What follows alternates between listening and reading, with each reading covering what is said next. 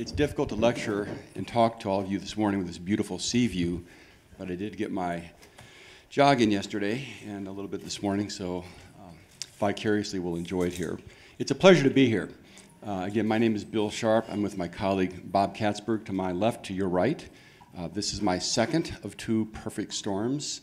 Perfect Storm 1 was convened about 2 years ago, and we felt it was a good time to reconvene and talk about this. Today, Bob and I are going to talk about vanishing bank secrecy. It's going to be a little bit interactive. We have a script we threw together last night, but we've been doing this together for a long time. I am a monthly commuter to Zurich for the past 6 years now. That's why I look so weary and tired and probably older than 2 years ago. However, having said that, and being pretty much about a part of Swiss culture, we see many events that have occurred in Switzerland that we see that are likely to replicate in a different form in different jurisdictions, including Israel. And we'll talk about that at depth today.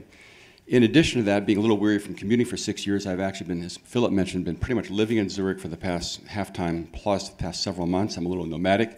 My kids are age 25 and above, as Bob's are grown, so we can go wherever we want to do, as long as our wives consent, right, Bob? But I met Bob about 5-6 years ago. We were on opposite ends of a case. The brothers weren't speaking to each other. In fact, they were actually fighting. It was a bad case, unreported offshore accounts, many other problematic legal issues, a family of high net worth, where the brothers wouldn't talk and the father couldn't resolve it. Bob was on one side with one recalcitrant brother. I was on the other. We spent about 10 minutes on the phone this 5-6 years ago, resolved the case.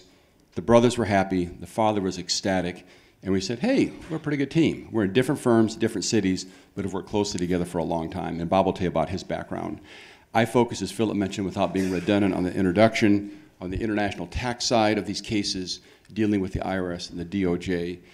And as Philip mentioned, yes, we are representing a number of Swiss banks these days. Not banks for which we represent customers, because that could be a conflict of interest, but there are about, right now, 100 banks in the DOJ program for Swiss banks. There'll be probably another 50 joining by December 31st, so stay tuned. So that's a bit of my background, and I'd like to turn over to Bob. Thank you, Bill. Thanks, everybody, for being here this morning. Just briefly, I know that Philip, to some extent, went through my background, and I'll spare you the repeating of it, but in terms of the subject matter for today, since a man named Bradley Birkenfeld did his thing with UBS sometime in 2007, 2008, I've been very deeply entrenched in all matters Swiss. Over the years, I've represented dozens and dozens of American taxpayers in the 3 versions of the American voluntary disclosure programs. Bill and I together have represented 9 separate American taxpayers who were not eligible for the voluntary disclosure program, either because their UBS accounts have already been turned over or for other reasons. And I'm happy to report that even though they were all subject to being indicted, Bill and I managed to make sure that none of them were. He and I together also represent 6 of the banks, Swiss banks, who are now participating in the U.S. program for Swiss banks. I myself represent 3 individual Swiss bankers from so-called Category 1 banks. That is to say, the banks that are now subject to being indicted. I've got 3 high executives in 3 of those banks who are under enormous pressure from both their bank, the Swiss government, and the United States government. Bob, let me just interject. About once a week in our Zurich office, I have a drop-by visit, we call that, from a Swiss banker. And these bankers are all on the target list because we've done work for the banks at the customer level. I call Mr. Katzberg in, the cavalry. I represented one of the unindicted co-conspirators in the Wegelin indictment in the Southern District of New York. And most recently, I represented a former high UBS official who was potentially a government witness in the Raoul Weil trial that some of you may know about in Florida. And fortunately for him and for me, he wasn't called as a witness. So based upon these kinds of representations covering pretty much every aspect of the Swiss-US effort to eliminate non-compliant U.S. taxpayers, this morning, Bill and I together are going to try to derive lessons that we've learned from those experiences and try to imply and try to bring them to the Israeli perspective. And the reason that Bill and I are sitting side by side and doing this together is because there's such a direct interrelationship between the civil and the international compliance component and the U.S. criminal law component in all of these matters that you simply can't do one without the other.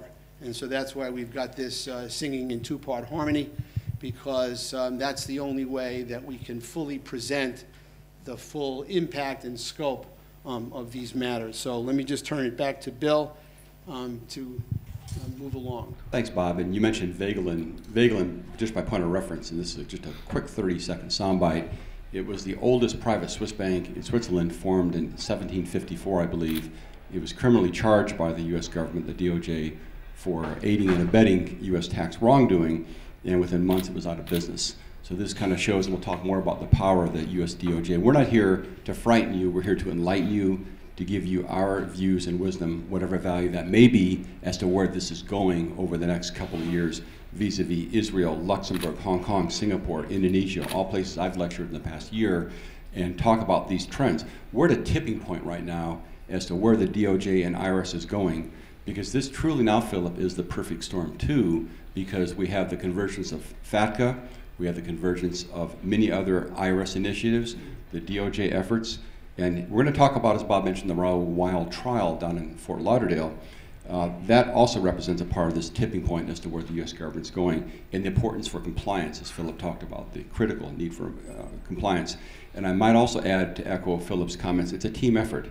It's an effort from the Israeli side, accounting, legal, even the financial advisory side, the U.S. side, accounting and legal as well. But let's talk about, my role here today is to talk about the worldwide system of taxation from the U.S. perspective as it pertains to Israel, and why we need to have a defensive, if not proactive, plan here in Israel vis-a-vis this U.S. worldwide system of taxation. And as Yair talked about, blend in the Israeli principles with respect to U.S. planning to make sure we have appropriate foreign tax credit treatment and other benefits. So that's really a key part of my talk, is just the overall system of taxation and also the incursion of FATCA reporting and a lot of these compliance initiatives going on, including lightly OVDP and Streamline. Stuart's going to do a great job on that topic, and he's well versed in that area. We confer from time to time as well. It is kind of a circle of friends within the international tax and DOJ defense community, which is nice. Remember, they have the DOJ and IRS, and they're a very tight group with a short perimeter, and we're all around scattered about, so we do try to collaborate a lot, particularly with some of our friends who have American law firm presence in Zurich and in Switzerland. So that's my overall area. I'm going to cover, Bob, maybe you can give a quick review of your key areas. Yeah, before we get into the real substance, what we really are trying to do here is to extrapolate, is to learn lessons from history, and to some substantial degree, it relates to that great observation made by the 20th century philosopher, Spanish philosopher, George Santayana, and I'm sure many of you know the quote, and that is that those who cannot remember the lessons of history are condemned to repeat its mistakes. And obviously that's a quote that has great wisdom in that quote, and it has particular meaning here in Israel about making sure you don't repeat the mistakes, the lessons of history. But understand this, and this is a caveat to give you some, a little bit of warning in terms of what we're going to be saying and how much you can go by. As is so often in the case with words of great wisdom, applying the insights of the past to present circumstances can often be very difficult and very challenging, because even when the insights are obvious, they're usually not. There are usually two problems that you have in applying past insights to present circumstances, and those are the problems we're going to have today. The first one, it's not always so easy to identify what the true lessons of history are. Sometimes it's easy, like Munich. Okay, that's an easy example. Sometimes it's very difficult to understand what the true lessons of history actually are. And sometimes you need decades, and maybe many decades of time to have perspective to truly understand the lessons of an historical event. The second problem is, even assuming you can identify the lessons of a historical event, applying those lessons to a present circumstance may not be that easy, because the previous experience may have taken place a long time in the past, and it may have taken place in a totally different place in the world. So just because we've learned from one experience doesn't mean we can necessarily extrapolate it to the present circumstances. So the question is, how effectively can we really apply the things we've learned from the Swiss experience to the situation here in Israel today? You know, and we have one more problem that we should identify before we get into the facts here, from extrapolating from our Swiss experience to the situation here in Israel. And there are two problems. The first one is that the bilateral relationship between Switzerland and the United States, which was crucial to the ongoing and the presently ongoing situation there, that bilateral relationship is very different than the bilateral relationship between the U.S. and Israel. And if anybody in this room thinks that these international tax matters, these bilateral matters, are going to be solved without politicians and politics and bilateral international relationships, you're wrong.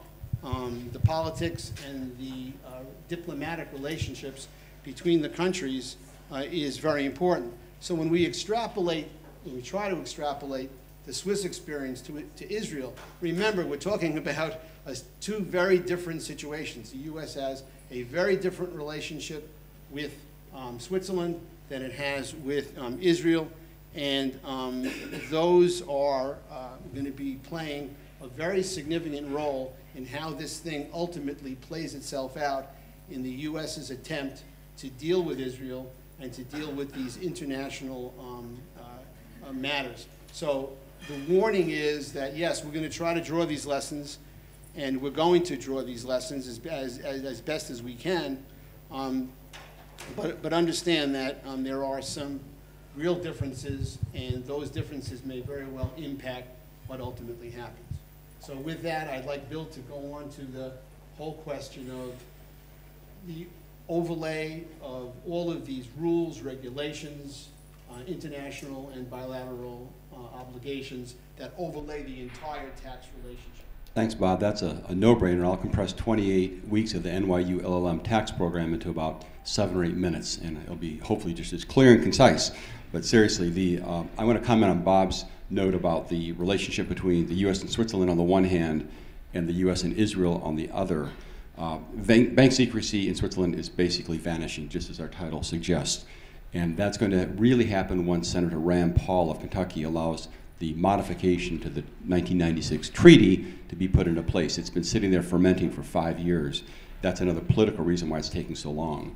But I will, at this tipping point that I mentioned earlier with respect to Israel, we are at a point where we have not the same degree of so many flak jackets as the Swiss have had, because the very nature of the Israeli legal system, thanks to good lawyers like Guy and Yair and our friends here in Israel, the same level of confidentiality doesn't necessarily apply. It's a complicated topic under Israeli law, but the Swiss did have a 300-year tradition of bank secrecy that was codified back in the 1930s. So it was a tough iceberg for the DOJ and IRS to break, but it is breaking and faltering as we sit here today. Israel, once pressed by the U.S., and we'll talk about this more later on, Bob, on the expansion side of the U.S. DOJ initiative, might have not quite the same defensive measures, but on the other hand, it might have a stronger political ally.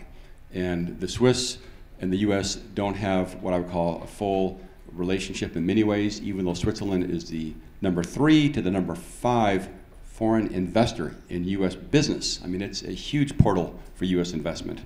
On the other hand, the U.S. Has had so many problems going back to the Birkenfeld days, as Bob mentioned, under UBS, that the UBS episode and then Credit Suisse and Vagelin, it's created an image issue between the two countries. And as a member of the Swiss American Chamber of Commerce and pro-Swiss, one of the roles I've played is to, in all of our meetings with the DOJ, and Bob has joined in, we always try to provide on break while having coffee or just shooting the breeze why Switzerland is so important to the U.S. And I think just politically, again, Bob, that the U.S. gets that with Israel more. But on the other hand, Israel doesn't have the same confidentiality protections under local law, so that's something our Israeli colleagues can talk about. But let me get back on track here in terms of the U.S. tax system. Again, we're going to compress 2 semesters of NYU in the next now 5 minutes. But the U.S. does have a worldwide system of taxation, and it's gone from global reporting to super steroid reporting. I mean, I cannot believe what's happening in the U.S., and as Philip talked about, it's becoming compliance reporting driven. 2 years ago, we have FERPTA, DIRTA, FATCA. We also have tilapia, which I call the Tax Accountants and Lawyers Perpetual Employment Act. And it's so crazy what's happening here. And as an American advisor sitting here in Israel, you need to get your hands around FATCA and withholding and interest reporting and all this stuff, because it's going to affect your clients on a day-to-day basis. You can no longer say, well, don't really want to mess with that. And I know to put the plug in early January, we're having our 33rd annual Florida Bar, Florida Institute of Certified Public Accountants International Tax Conference. Last 2 years, it's been the largest international tax conference in the U.S., surpassing the George Washington Institute Bob School in D.C. And the reason it's been so popular is because practitioners realize we've got to get our hands on this thing. I mean, this is it's an elephant that's we're trying to put into a small kiosk, and it's not so easy. So that's January 8th and 9th in Florida. I'll be speaking 31 out of 33 years, even though I'm still in my young 40s. The math doesn't work, but I'll go with it. But anyway, that's important to think about. So the worldwide system of taxation is now worldwide on steroids, is the way I like to put it. Now let's talk about FATCA a minute. FATCA was passed in March of 2010. And when it was passed, it was added as a rider to a bill. I just want to give you a little bit of legislative background, not bore you with the legalities, but just so you understand. It was passed in March of 2010 as a rider to the health care bill. And it was never debated in Congress. There were never any committee hearings. There was never any public comments on the statutory enactment. And the reason is, under American parlance, it was a rider. And probably Bob can best explain what a rider is than I can. But it was just something that kind of slipped in the net. And it had been proposed in December of 2009, but rejected by the Congress. So here we have a brand new law purportedly overhauling the entire global banking community, literally overnight. And a fellow who heads up our DC office, who lives in Zurich part-time too, Alan Gramwell, was one of the first ones involved in helping develop the FATCA regulations. First set, over 550 pages long. Second set, 600 pages long. And everyone at the time said, well, the banks aren't going to join this. This is some US global IRS tax cop thing. And today I want to report to you that we have, as of last week, 77,000 banks who signed up for the Foreign Account Tax Compliance Act participation, 77,000 worldwide, including we have our Model 1 agreement signed with Israel on June the 30th of this year. And what does FATCA do? It's really complicated, and we're advising several dozens of banks on FATCA matters, but let me kind of cut to the chase. And as I think all you know, FATCA is basically going to require the disclosure of all US-related accounts through the bank, in this case through the Israeli government, is a Model 1 agreement, to the US IRS. And if that disclosure doesn't occur, then the bank is required to kick out the recalcitrant client, to say, look, you didn't give us these forms, the W-9, et cetera, you are so-called recalcitrant, which is like a new modern version of having leprosy. And therefore, we're going to exit you from the bank, good luck. The problem we see in Switzerland, and this could be an inflection point coming to Israel perhaps, is that once a bank exits a customer, the customer has the right to say, transfer my funds to location X. But once that transfer occurs, it's in the trail. It's memorialization of where the money went. The days of transferring money to the Cook Islands, other places, even Panama is getting a little skittish these days. I gave FATCA lectures this year in many Asian countries, which 3 or 4 years ago they said, we don't even care about FATCA. Now they're all signing up, they're all joining it. And why? Because they want to have access to the US dollar, they want to be able to engage in US correspondent relations with respect to the dollar, and they want to avoid becoming withholding agents. Because here's what the IRS has done, and I'm getting a little too granular, but I'll make this quick, is that the IRS has said, look, if you, the bank, have a recalcitrant client, even once you have a good client, unless certain things occur, you're going to have to withhold tax on the gross proceeds of a sale of a security. And it's really, so now we're taxing on a gross basis again. So that's where FATCA is heading. I had predicted, I think a couple years ago, Phil, we said, you know what, it may not go into place, but whoever said that, and perhaps I may have alluded to that, we were all dead wrong.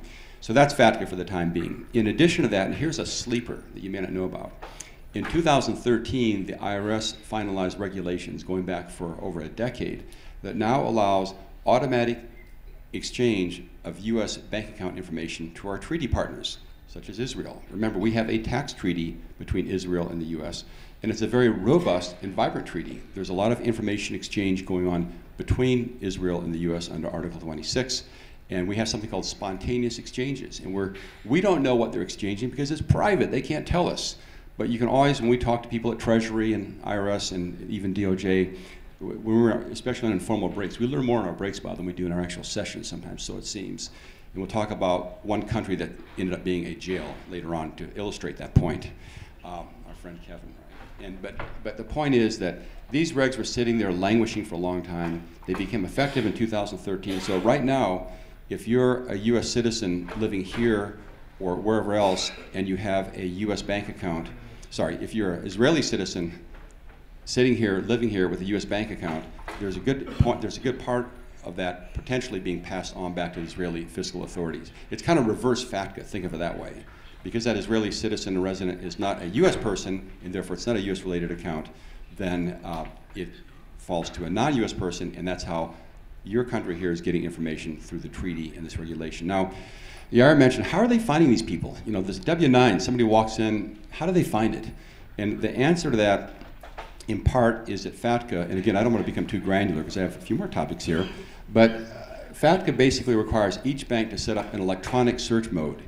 Let me just put it to you this way. The main banks here have already spent, I'm certain, we don't represent the banks, but millions and millions, if not tens of millions of dollars. This year, Credit Suisse is budgeting to spend $100 million on FATCA. We're representing a number of mid-sized, some large Swiss banks, and they're spending literally, in some cases, tens of millions of dollars on FATCA compliance. It hurts the small banks because to put in a FATCA system, the electronic search mode and the physical search mode, you've got to spend so much effort to get there. So if you're a $10 billion bank, that cost is a higher percentage versus if you're a $200 billion bank, just a fine economic point. But there are these indicia under FATCA. There are 7 indicia that electronically must be searched.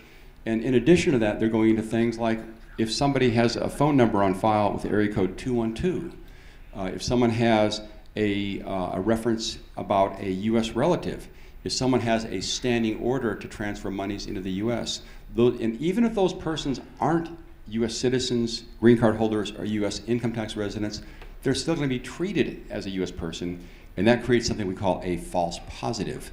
And you have the right to rebut that, you know, say, look, I don't have the blue passport, I'm not a U.S., like, keep me out of this duck soup.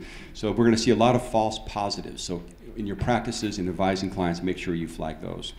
Now let's talk a little bit about the new IRS voluntary disclosure program and the streamline program. Stuart Chavis is an expert on this, is going to talk about it in more detail. I'll just give you my 2 cents worth. The IRS, after the 2003 initial initiative that no one remembers because only 1,000 people came in, then the 2009 program, then the 2011 program, and now the 2012 program, which was revamped in 2014, the IRS is finally listening to practitioners in the field. I and my colleagues have criticized the IRS for having one-size-fits-all in terms of the penalty regime, not fair. And as Stuart will talk about, we now have, and particularly important for Israel, is this new foreign streamline process and domestic streamline process. So people who are out of compliance but have been living abroad and meet certain pretty easy conditions cannot, and assuming we're non-willful, can sign a certificate and go into the program. And what's nice is on some of these cases, it gets the lawyers out of the business. You still need counsel to look at the case and say, is it willful or non-willful? But once that determination is made, it makes it much more user-friendly and cost-effective for the client. So folks like Philip and his team can come in and prepare the returns, 3 years late dilatory returns, 6 years information returns. Stuart's going to take off on that as well. Now, a couple other quick comments as I'm chopping away with time here is let's talk a little bit about the treaty process. Remember, we have a tax treaty between the U.S. and Israel. It's certainly quite possible that we're going to see some changes to that. The OECD also is looking at automatic exchange, and that's probably a couple, 2-3 years off, but again, 5 years ago I would have said no way, but today it is very, very likely because the OECD, consisting of the 40 developed countries, so to speak, and the G20, they want to see a massive automatic exchange of all interest, dividends, account-related information that's exchanged to appropriate countries on an automatic basis, not a spontaneous or upon request. And normally treaties today work if the U.S. wants information about an Israeli person or company, they have to make a request. There are some spontaneous, but it's usually on request. But under the new system, it's going to be more of an automated auto-format approach. And just one other comment too, the DOJ program for Swiss banks, we're going to get into this further later on, but as Bob said, we're representing a number of banks in the program. It is a voluntary disclosure program for banks that either engage in wrongful activity or, in other words, help their customers aid and abet and avoid U.S. tax and reporting. It's also a chance for banks that did not engage in footfalls, that did not have reason to believe they triggered violations in U.S. law, to get, in effect, a good housekeeping seal of approval.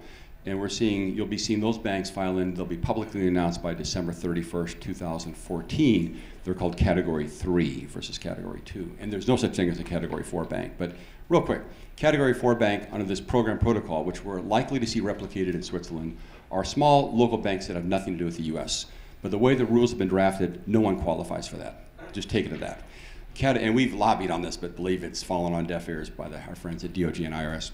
Category 3 are banks, again, that did not engage in wrongful conduct, but just want an amnesty pass to say, look, we're a good citizen, we want our stakeholders, our stockholders, our regulatory agencies to understand we're a good bank with no violations. And Category 2 are the banks that kind of had reason to believe they engaged in things they shouldn't have done, and they're coming in, they're disclosing that, they're getting a walk from criminal problems that I call Bob's dark side, and they're paying a fine up to 50% of non-compliant accounts, plus some other add-ons.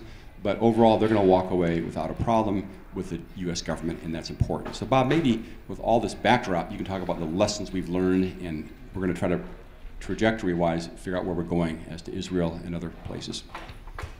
Yeah, I think we can summarize essentially 4 lessons that we can derive from the new world in which we live, primarily predicated upon the Swiss experience, but things beyond that. The first one is that we are living, as Bill's information indicates to some substantial degree, in a brand new world. The old regime of bank secrecy, it's over. As we say in the US, Elvis has left the building and he's not coming back. So many things have occurred over the years that make this painfully obvious. And just to touch upon a few additional to what Bill said, for example, 20 years ago, the Caribbean was a great haven for US taxpayers. Forget about that, that's history. The country of Liechtenstein has actually changed its laws. When the Southern District of New York was investigating Landesbank Liechtenstein, the way that case was resolved, the country of Liechtenstein actually created a statute where they absolutely ended their bank secrecy as to US taxpayers. Switzerland has passed emergency legislation based upon the UBS situation that allowed UBS to turn over account records and account names of over 4,500 recalcitrant US taxpayers. Probably in violation of Swiss law, but let's not be picky. Yes, picky. All of the Swiss banks are exiting their US account relationships. If you go there as a US taxpayer, they used to love you. They used to have offices at the airport to make it easy for you to come. No more. They are exiting all US account relationships. Why? Too painful, too difficult. As Bill said, he and I are involved in representing about 6 Swiss banks in this program. There are more than 100 Swiss banks who are participating in this DOJ program. They are turning over enormous amounts of data in order to actually comply with the program. Bob, let me just interject too that we're representing a good half dozen plus, but we've also counseled many who decided not to go in the program because, again, they were local banks with very little U.S. connectivity, and they couldn't fit in this Category 4 because it was so tightly drafted. So, and even though this information that they're turning over under Swiss law does not allow them to include the name of the account holder, the information nonetheless is sufficient for DOJ to put the pieces of the puzzle together and make treaty requests to Switzerland to get the account holder's name and to get the account information. And again, as Bill touched upon, some 43,000 non-compliant US taxpayers have participated in one of these voluntary disclosure programs, and they've provided enormous information in order to qualify, enormous information to DOJ and the IRS about their offshore banking. And it's not only about their Swiss accounts. As Yair said in his remarks, you have to come clean completely. So if you had an account in Switzerland, if you had an account in Israel, if you had an account in Singapore, you had to report them all. So as part of this program, the DOJ, the US IRS, has collected over $6.5 billion. But more importantly, they've received enormous amounts of information about overseas banks and overseas bankers. And I'm talking about Switzerland, Israel, and other places as well. And so when you combine all of these things with the kinds of accords that Bill is talking about, FATCA, the QI agreements and everything else, there's an enormous amount of information that the US government already has in their computer from all of these sources. And based upon this, the US government now, and we've been told by our friends in DOJ, has its sights on other countries, Israel being one of them. I'm sure that you've all read about negotiations, Bank Leumi or other banks here in Israel, that the US is trying to negotiate similar kinds of agreements a la UBS or the Credit Suisse agreement. And those agreements will undoubtedly involve the payments of large amounts of money and the providing of large amounts of data, of information about non-compliant US taxpayers. So that's the first lesson. Old regime is gone. Elvis is not only left the building, he's not coming back. So we have to deal with that situation. That's the real world. The second lesson is we are not dealing in a negotiation between equals. As I told my Swiss friends, my Swiss legal colleagues and the Swiss bankers that I've dealt with, understand this: your enemy has nuclear weapons. Now, I know we don't talk about nuclear weapons in Israel, but the fact of the matter is the US is a much more powerful adversary than any of the countries with which it's negotiating, whether it's Switzerland or whether it's Israel. It is not a negotiation between equals. All the US has to do in dealing with a Swiss bank or a bank from Israel or any place else is to simply cut off their corresponding bank relationships in US dollars, and that bank goes out of business. They don't even have to indict the bank like they indicted Vagelin. They don't have to do that. All they do is cut off your corresponding relationships, and you're finished. And so the second lesson is we have to be very careful about who we're dealing with here, because we are not dealing with an equal adversary. The adversary is far more powerful than we are, and we have to take that into account. Let me just jump in. Here in Israel, we can learn about the Swiss defense strategy, and we understand that the first meeting with the DOJ and IRS was not accompanied by U.S. legal counsel. There have been many moves that were made of questionable nature, as reported in the Swiss press. Israel and other countries can learn from that, because there have been some wrong turns along the way. It's a formidable foe. The third lesson is that whatever comes our way here in Israel, understand that what's going to happen is that U.S. law is going to be applied. U.S. criminal law is going to be applied in Israel just like it was applied in Switzerland. The DOJ program for Swiss banks is predicated upon U.S. law. And we're enforcing U.S. law in Switzerland. And we are enforcing U.S. criminal law. And I can't tell you how many times I've had a conversation with a Swiss lawyer, a Swiss banker, whatever, and they say, how could you do that? I never left my office in Zurich. How could you possibly charge me in the United States?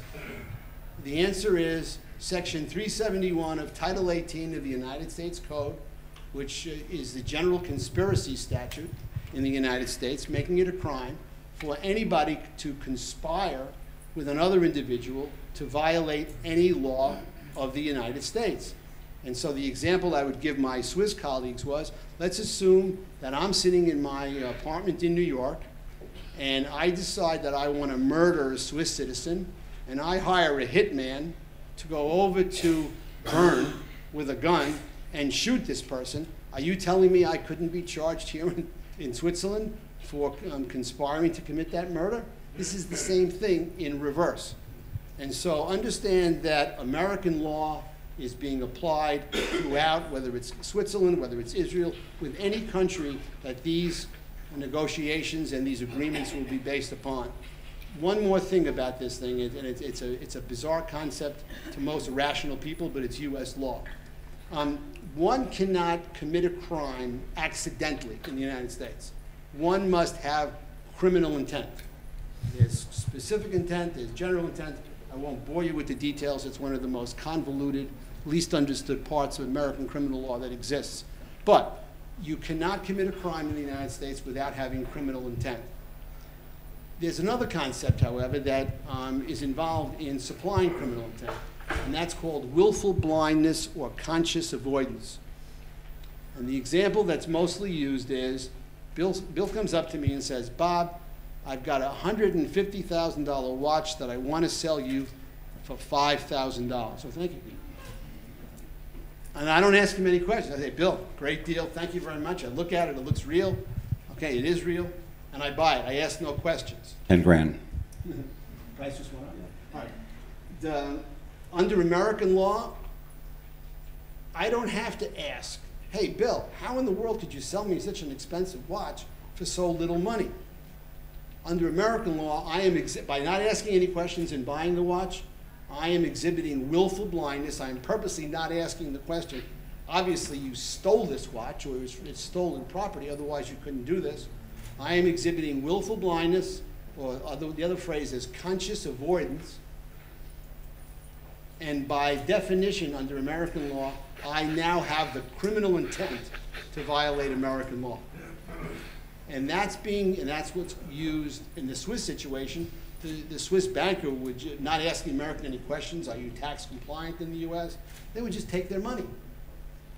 Nonetheless, Swiss bankers have been charged and convicted and pled guilty based upon the concept of willful blindness, conscious avoidance.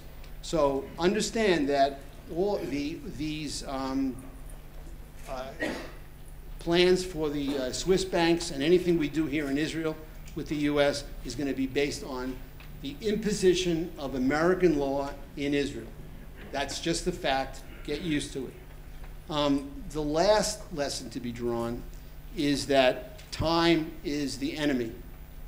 We are not dealing here with a fine wine that's going to improve with age. With every day that passes, more information is being accumulated. And with each person that goes voluntary disclosure in the U.S., more information is being provided. The interesting thing is we are in a situation now where the American clients are a danger to their bankers and to their banks in the voluntary disclosure program. In the indictments, the indicted or investigated bankers are a danger to their U.S. clients and to their banks. And in the Swiss-U.S. program for Swiss banks, the Swiss banks are a danger to their bankers and to their U.S. clients. So you figure this triangulation of three different of shots coming from three different angles, each aimed at each other. That is the situation we're in. And so with every day and every week that passes, more information is provided. And by the way, under the U.S. criminal statute of limitations, the longer you wait, the longer you are exposed to criminal law in the United States. So that is the last of the lessons, and that is that time is not your friend. Time is the enemy. And just to comment on some of those lessons, Bob is absolutely correct. As to bank secrecy in the Caribbean, it's dead. And we are seeing some investigations going on there in the aftermath of eliminating Caribbean bank secrecy. But let's go back to Switzerland for a minute. almost 25%, actually over 25% of all global private wealth is held in the Alpine country in Switzerland. And as Bob mentioned, Swiss banks are exiting US clients, they're exiting UK clients, German clients. They're all very worried about this, but there's one silver lining here that could apply into Israel too. The banks that are switched on said, you know what? We've got a pretty good country here with a good legal system, good political stability, as we see in Israel. Why not develop a system that works with instead of against global reporting? So a number of key banks, about 40 so far of the 300 licensed banks, 340 licensed banks, they formed divisions that are SEC licensed, IRS compliant, and they are, I will tell you, the ones we deal with are doing extremely well because there's too much infrastructure, too much value not to be attractive for global depository relations and banking relations. So that's certainly a positive we're seeing in Switzerland. As to, in the SEC, again, those rules beyond our pay grade, if I'll speak for both of us, but there are a lot of SEC rules that come into play when a Swiss banker or Israeli banker sitting in Zurich or Tel Aviv is giving advice on American shares. You got to watch out for that stuff. Other lawyers do that.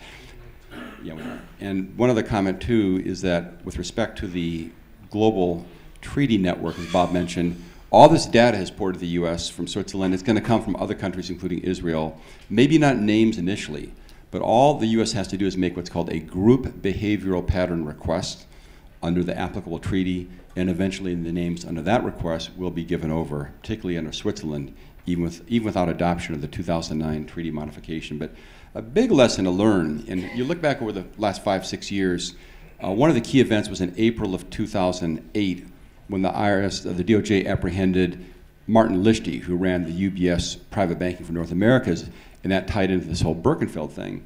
But a key event happened in lovely Fort Lauderdale, Florida, the beckon, the bastion of spring break in America, a great beach town in the eastern coast on the Atlantic.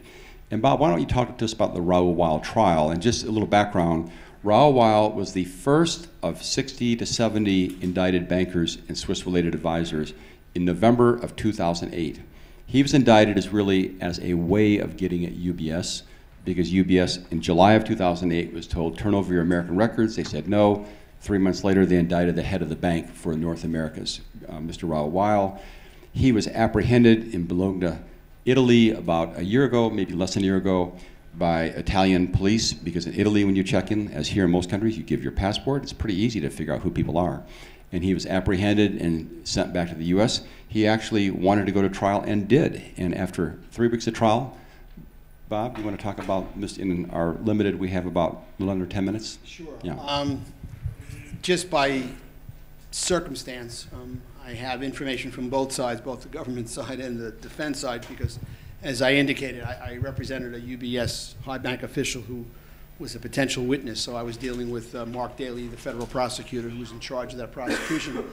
And I also, through a close friend of mine, knew the defense team on the Raoul Weil trial. A lot is being made of the fact that he was acquitted, and it was frankly shocked me.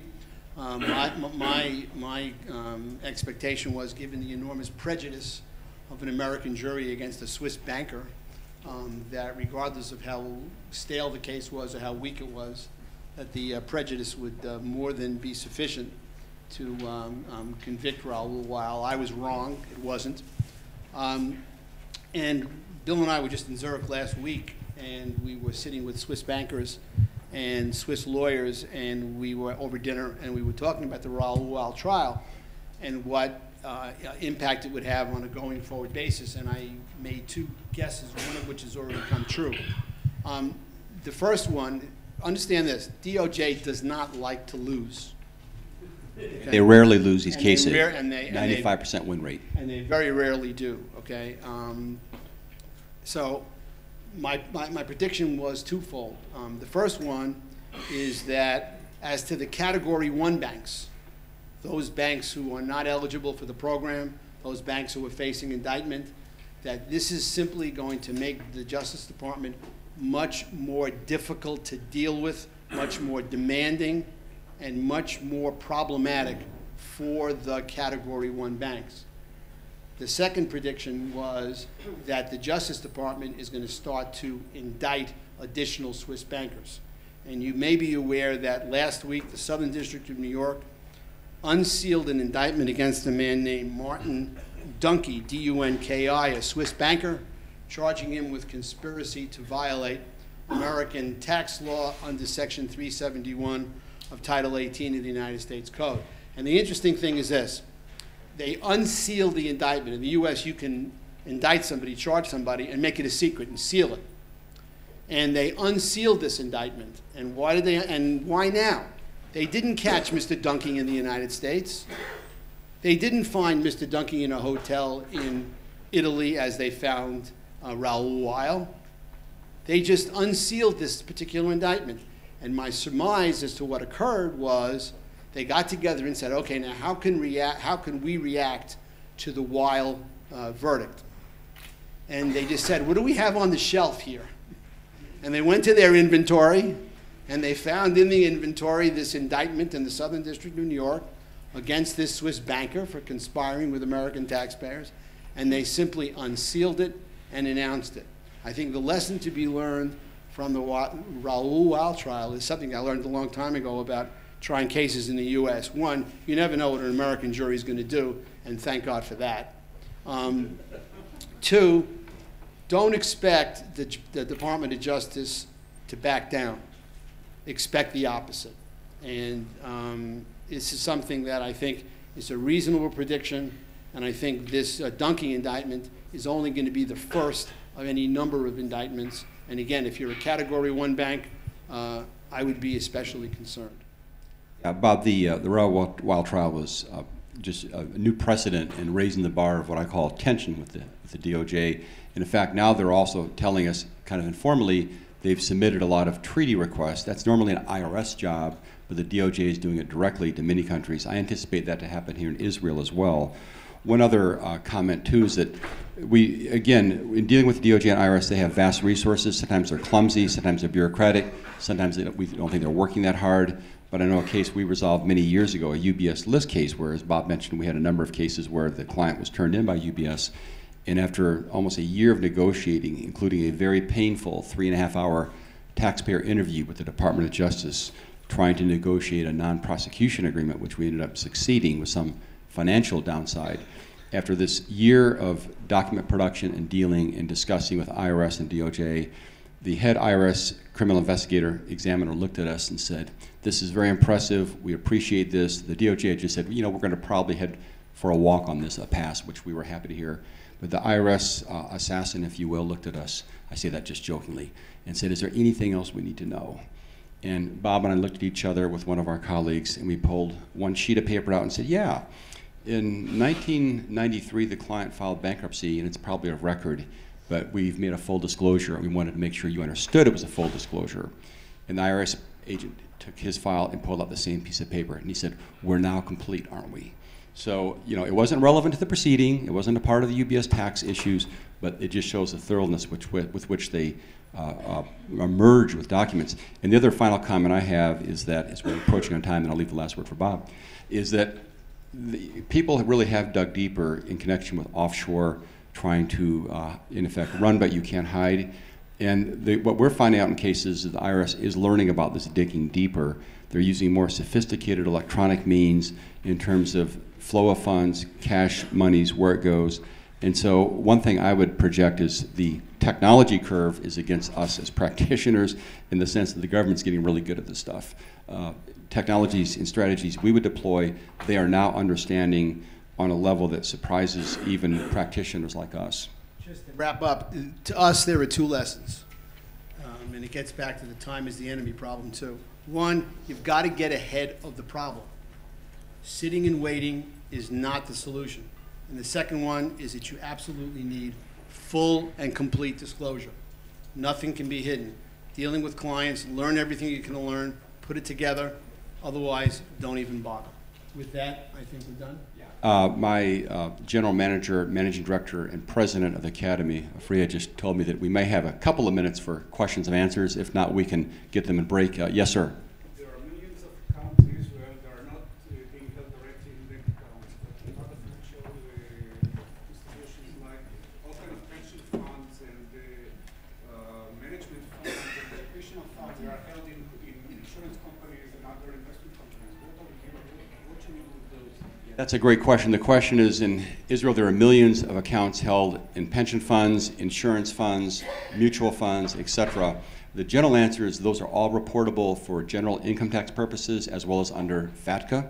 And unfortunately, a Israeli-sanctioned pension fund where you have tax benefits here are not necessarily qualified in the U.S., so you have a current year income pickup on the investment income in the pension fund. It's a really crummy rule. There may be some limited treaty relief, but generally speaking, it's reportable and taxable in the U.S., and those need to be understood. Now, Stu's going to talk about U.S.-Israeli opportunistic insurance planning pretty soon here. Stu's involved in this business heavily. He's used one of my friends in another major law firm to help develop this insurance product that is both U.S. compliant and Israeli compliant. And that's really the message here, is that for any type of Israeli fund, pension, insurance product, we need to make sure it constitutes insurance for U.S. tax code purposes and make sure it's U.S. qualified as well. One other little nuance of this, too, is you have an FBAR reporting obligation, this silly foreign bank account report on some of these investments. We can talk about more at break, too. Yes, sir. What's the ability of the Department of Justice to use against conflicts in Israel? Well, what would ultimately happen is that there'd be a request from one government to the other, from the United States government to the Israeli government to enforce any kind of judgment or any kind of asset freeze. There are a limited number of federal crimes in the United States that require a forfeiture as a result of a conviction, and tax evasion is not one of them. So it would be somewhat more difficult than you would think. If it were money laundering, different story. But again, under the United States, the same act can give rise to 5 different labels of criminality, depending upon, and they're pretty creative and pretty smart. And so they could put the label that they want to put on to achieve the desired result. But it would not be easy, but it would require the U.S. going to Israel to impose that. Obviously, any assets in the U.S., they could freeze. From a civil tax perspective, under the current U.S. statutory code, case law, and the treaty, you could not take a U.S. tax judgment and enforce it against an asset sitting in Israel. However, having said that, the Swiss model, again, tells us a lot. Switzerland is considering legislation to allow that, and even if you can't get a lien on property under the current environment which we have here, the participants who enjoy that property or who receive that account are absolutely what's called transferee liability participants. So even though they're non-U.S. persons, the sons and daughter of U.S. parents who died 10 years ago, they in theory still have transferee liability. When the U.S. has unpaid tax on a given activity, a lien automatically arises, actually as a matter of statute, something called 6324A. That lien, in theory, attaches to the subject property, and any distributee, that is, person who receives that property, has that property subject to the lien. So technically it's there, but it can't be enforced, at least right now. Yes, sir, in the back. You talked about enormous amount of data that the IRS gets, and I wonder about the ability to work with this data, and is there any references they look at in terms of the monetary sums that are involved or otherwise? They look at all aspects of it. They're mining the data now. Right now, the IRS is about 2 years behind the DOJ. So in other words, we'll get calls from the DOJ saying, hey, we know you had a lot of these OVDP cases. We're 2 years, year and a half behind because IRS is behind too. But they're mining on all levels, whether small amounts, large amounts. They're not really discriminating by taxpayer. Bob, usually for a federal tax crime, you're looking at least a $10,000 or more tax bill for a given year, correct? So it's, why don't you comment if you could a little bit on that? Well, no, I mean, the database is increasing by the second, and it's an enormous problem, and it's a growing problem, and that's, again, why time is the enemy in this situation, because they are amassing this data, and they are analyzing this data, and that's the problem here. And they're getting data from all of these different sources. And just real quick, those sources include the banks.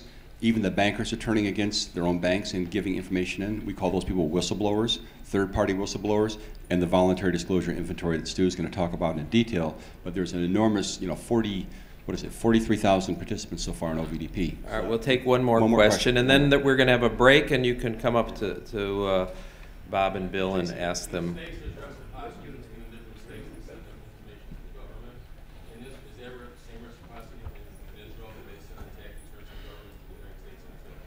That's under the treaty, technically they can do that. Yeah, okay, the question is, in Israel is a requirement under Israeli law, right, where the information will be sent from Israel to the U.S., that one-way street. I'm going to definitely defer to Guy and maybe Yergin on that question because it's an Israeli legal issue, but under the treaty between the U.S. and Israel, the ability is there for a spontaneous initiation of information from Israel to the U.S. Absolutely, yeah, under the treaty it is. And now under this new bank account regulation that came in effect in 2013, an Israeli sitting here with a U.S. bank account, that account data is already subject to the new transmission rules. That's kind of, I call it reverse FATCA, because it's not a U.S. person, but they're benefiting through this reg. Just 2 points I want to make before we break. One is about a year ago I received a call from a senior person in Israeli Treasury relating to your point of where Israel is going to be on the IRS targets. And they told me the following fact, which I've shared with a lot of people since I heard this, that U.S. citizens as a percentage of the general population of Israel is the highest of any other country in the world outside of the U.S. Not absolute numbers, but percentage of Israelis who hold U.S. passports. So I think that's one indicator that Israel is going to be a target. Secondly, I know the Weil case it got a lot of publicity, but Stuart, I think at the same week there was a case regarding a Israeli banker from Bank Mizrahi where the DOJ lost that one too. Yeah, but that's a different situation. I'm very friendly with the lawyer who tried that case. Okay. Okay, his name is Mark Harris. And by the way, if you ever need a criminal lawyer in California, he's the guy. He's a wonderful, wonderful lawyer. And no, seriously. I mean, he and I met in that, I don't know if you know, but that Spinka case some years ago with Rabbi Weiss, a big money laundering case in Los Angeles. Anyway, Mark tried that case, and what Mark told me was, first of all, the banker was in his 80s. Second of all, he had begged the Justice Department and the U.S. Attorney not to try the case because not a single one of the client witnesses had any dealings with this banker. All they could say was, I used the bank to avoid my U.S. tax obligations, but as to the defendant sitting in the well, nobody could point to him and saying, yes, he gave me the advice and he helped me do it. So this thing, notwithstanding Mark Harris's unbelievable talent, this had acquittal written all over it. So I wouldn't use that as an example of anything in terms of going forward vis-a-vis Israel. And my last is just a question for you, Bob. When I was about 11 years old, I came home from Sunday morning synagogue, and there was a stranger standing in my basement. I said, you know, who are you? He said, my name's Sal. I said, what are you doing? He says, we're putting in a color television into your basement. I said, stores aren't open on Sundays. It fell off a truck. Was that willful blindness on my late father's part? Did you allow him to install it? Yes. Answer yes. I was only 11. Okay.